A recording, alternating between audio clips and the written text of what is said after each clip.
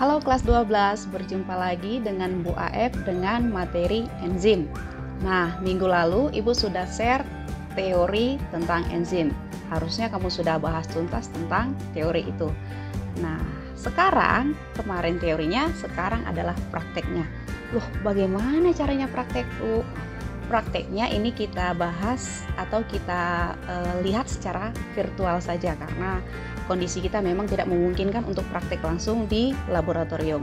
Nah, sebelum kita masuk ke prakteknya, kita ulas sedikit saja tentang enzim. Nah, enzim adalah zat yang mempercepat reaksi kimia di dalam tubuh. Jadi enzim adalah zat yang mempercepat reaksi kimia di dalam tubuh. Sifat-sifat enzim ini, sifat-sifat enzim salah satunya dia adalah mempercepat reaksi tanpa ikut bereaksi. Bagaimana caranya? Nanti kita lihat. Kemudian enzim itu bekerjanya bolak-balik. Misalnya zat A akan dipercepat reaksinya, akan diurai menjadi zat B dan C. Tapi bisa juga sebaliknya, zat B dan C diubah lagi menjadi zat A. Jadi bisa bolak-balik ya. Kemudian salah satu ciri khas dari enzim ini adalah dia bekerja khusus. Satu enzim, satu substrat. Ya, jadi kalau dia memang mempercepat reaksi kimia pada lemak, dia akan tetap bekerja pada lemak, tidak bisa bekerja pada zat lain. Kemudian faktor-faktor dari enzim ini, ada faktor pH, ada faktor suhu dan lain sebagainya. Kemudian cara kerjanya ada dua teori. Yang pertama itu teori kunci dan gembok. Oke, itu sudah Ibu tugaskan kemarin. Dan kedua itu teori induksi pas. Itu harusnya sudah kamu kuasai. Nah, sekarang kita akan praktek secara virtual mengenai enzim. Oke, kita lihat praktek berikut ini. Halo anak Ibu kelas 12. Kita akan memulai praktek virtual enzim katalase. Nah, apa itu praktek virtual? Karena kondisi kita tidak memungkinkan untuk melakukan praktek di laboratorium, kita akan melakukan praktek secara virtual. Artinya praktek secara dunia maya. Ini adalah cara-cara supaya kamu memiliki pemahaman terhadap materi lebih baik. Ya, jadi ada istilah tak ada rotan akar pun jadi. Jadi apapun akan kita lakukan untuk membuat pemahaman kamu menjadi lebih baik. Kita mulai ya. Nah, dalam praktik enzim katalase ini dibutuhkan alat dan bahan, ya sama seperti kita praktik biasa. Ini seolah-olah kita melakukannya di laboratorium ya. Kemudian cara kerjanya, kemudian nanti ada lembar kerjanya. Oke. Alat dan bahan dari praktikumnya apa? Untuk enzim katalase ini kita butuh alat dan bahan. Tabung reaksi beserta raknya ya. Ini rak tabung reaksi, ini tabung reaksi. Kemudian mortar atau yang disebut dengan lumpang dan alu. Oke. Pipet tetes. Lidi. Kok pakai lidi, Bu? Nanti kita lihat untuk apa gunanya lidi tadi. Kita menggunakan zat yang dinamakan H2O2. Ini adalah racun. Ya, H2O2 atau nama lainnya hidrogen peroksida. Ya, ini adalah racun. Kemudian bahan yang kita gunakan selanjutnya adalah hati. Nah, di sini kita menggunakan hati ayam. Oh, ada satu lagi ketinggalan nih. Ini adalah gelas kimia. Jadi, ini adalah alat dan bahan yang utama untuk praktek enzim katalase. Namun nanti ada juga yang bahan-bahan tambahan lainnya. Anak Ibu, sebelum seandainya kita melakukannya secara di laboratorium, sebelum memasuki laboratorium ada etika berpakaian ya. Ini Ibu hanya mengingatkan supaya kamu tidak sembrono di dalam laboratorium. Pertama kita harus menggunakan jas laboratorium. Kemudian karena yang kita gunakan ini racun, ya zatnya itu berupa racun, itu bisa memakai sarung tangan. Kemudian harus memakai sepatu tertutup. Kemudian kalau untuk anak perempuan, ini rambutnya harus diikat atau dikucir. kalau yang berhijab itu hijabnya dimasukkan ke dalam jas laboratoriumnya. Oke. Kemudian karena kita memakai hati ayam, itu biasanya memakai masker karena bau. Nah, jika zat-zatnya bersifat terbang atau menguap, itu biasa kita menggunakan kacamata. Tapi kalau di sini tidak, ya. Ini adalah etika berpakaian untuk praktek enzim katalase. Kenapa tadi kita menggunakan hati? Nah, tadi kan Ibu bilang salah satu bahannya adalah hati. Nah, di situ tadi kita gunakan adalah hati ayam. Kenapa kita menggunakan hati? Ayo, siapa yang jijik? Pernahkah kamu melihat kucing keracunan kemudian mulutnya akan berbuih? Atau kalau kita lihat di film-film atau sinetron-sinetron, ketika ada orang yang menenggak racun atau meminum racun, kemudian ada buih-buih di mulutnya, begitu ya. Nah, apa yang terjadi pada di sini? Nah, di dalam tubuh kita ada yang disebut dengan penawar racun. Nah, penawar racun di sini adalah hati. Di dalam hati ada enzim yang disebut dengan enzim katalase. Dia akan mengurai racun. Nah, racun yang kita gunakan di sini adalah hidrogen peroksida atau H2O2. Itu makanya setiap orang yang keracunan, ya, kalau keracunan banyak dia itu akan berbuih dia, dan kalau racunnya itu sudah banyak, ini akan jadi terbakar hatinya karena tidak sanggup lagi mengurai dari si racun, ya. Kemudian ini salah satu contohnya itu pemabuk atau orang yang candu terhadap miras. Itu juga setiap hari hatinya akan menawarkan miras yang masuk ke dalam tubuhnya.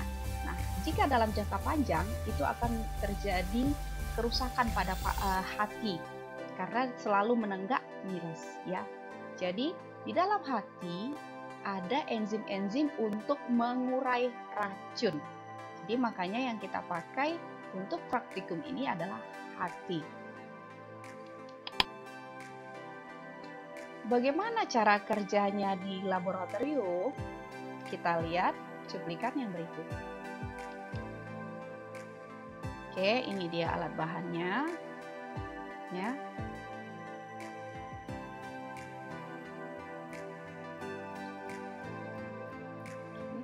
Ini dia hatinya. Pertama disiapkan hati, dipotong-potong kecil-kecil dulu, ya, potong kecil-kecil, kemudian ditumbuk di mortar tadi atau lumpang alu tadi, dihaluskan, kemudian disaring atau diekstrak hatinya.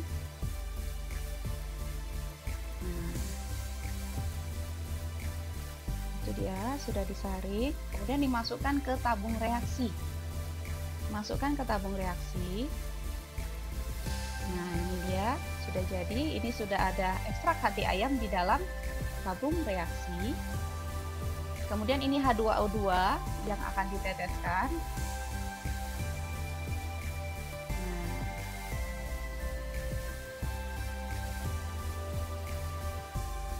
dia akan teteskan. Nah, di sini fungsi lidi itu ya, untuk bara, untuk menyiapkan bara. Oke, ini dia sudah berbuih ya. Tadi hasil dari H2O2 tadi itu sudah berbuih. Tandanya H2O2-nya sudah oke. Kemudian ada bara. Oke, kita ulang ya di sini. Nah, ini ya, dia sudah dimasukkan tadi H2O2. Ini akan menghasilkan buih atau busa. Nah, busa atau buih ini bisa menyalakan api. Nah, dia ulang berkali-kali, tetap aja dia nyala. Nah, diulang lagi. Kenapa bara tadi bisa hidup oleh si buih? Oke, ini secara Ibu simpulkan lagi, Ibu ringkaskan lagi cara kerjanya yang tadi. Jadi ini dia ekstrak hati tadi yang sudah digiling atau sudah dihaluskan di mortar atau di lumpang tadi.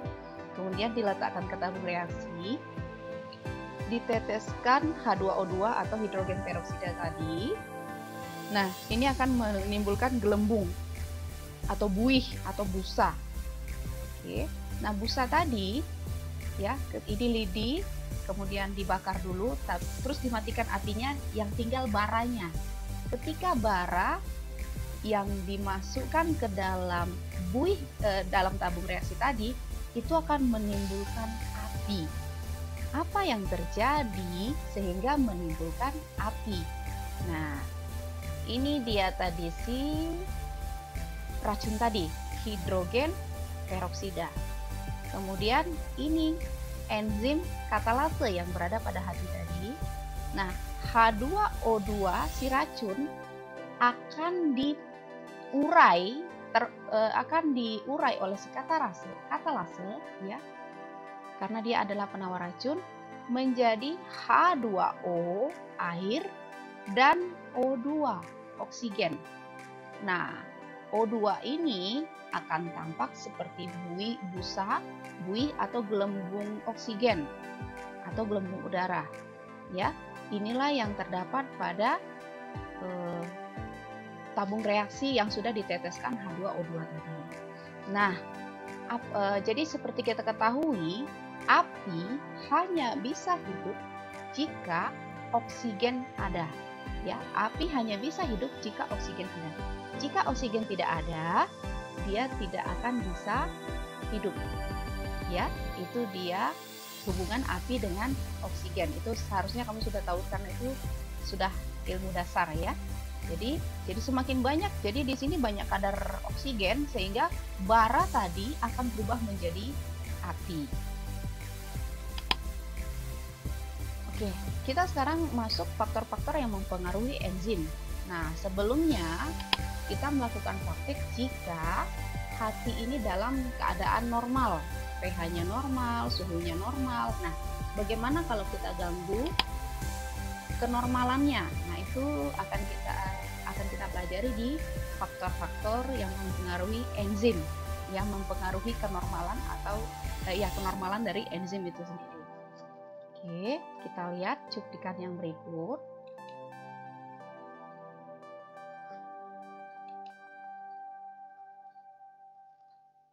Oke, di sini ada 3 tabung yang sudah diisi oleh ekstrak hati ayam. Oke, ekstrak hati ayam. Tabung pertama ini nggak ditambahin apa-apa. Ya. Tabung kedua ini ditambah HCl, sehingga tabung kedua ini ber-pH asam. Kemudian tabung yang ketiga ini ditambah NaOH ya, ini ditambah natrium hidroksida tambah NaOH, sehingga tabung yang ketiga ini sifatnya basa. Jadi diganggu keasamannya ya. Tabung 1 netral, tabung 2 asam, dan tabung 3 basa. Nah, masing-masing akan diteteskan hidrogen peroksida tadi. Oke. Masing-masing diteteskan hidrogen peroksida. Nah, diteteskan hidrogen peroksida dengan kadar yang sama ya. Dengan kadar yang sama. Lihat apa yang terjadi. Nah, apa yang timbul di sini? Kemudian tabung 2 yang sifatnya asa, ini dimasukkan bara api ya. Bara. Oke, menyala. Kemudian dimasukkan ke tabung 2 yang sifatnya asam. Hidrogen peroksidanya. Apa yang terjadi? Oke, apakah ada timbul buih? Nah, dilanjutkan ke tabung ketiga yang sudah bersifat basa. Ditetesin hidrogen peroksida. Nah, apa yang terjadi?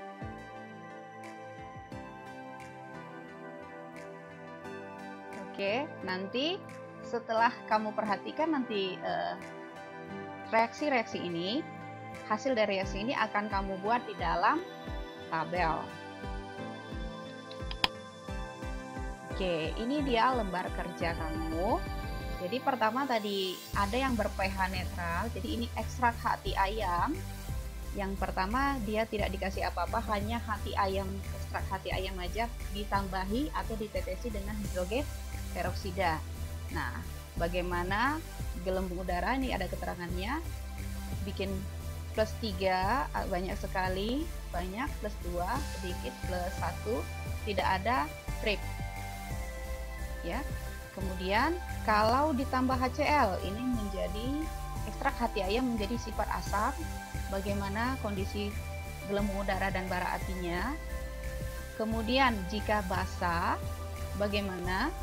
Kemudian kamu cari lagi literatur berikutnya atau informasi lainnya jika ekstrak hati ayam ini kita turunkan suhunya.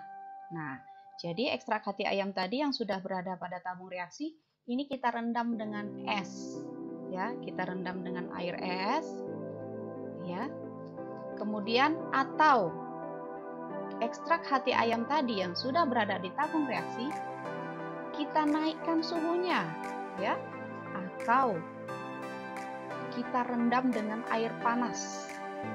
Nah, bandingkan bagaimana kadar gelembung udara dan ada tidak bara apinya. Oke, bagaimana kalau dia naik suhunya, tinggi suhunya, ekstrak hati ayam tadi tinggi suhunya, kamu bandingkan apakah dia banyak atau tidak. Oke, sampai jumpa hari ini. Kerjakan tugas kamu dengan sebaik-baiknya.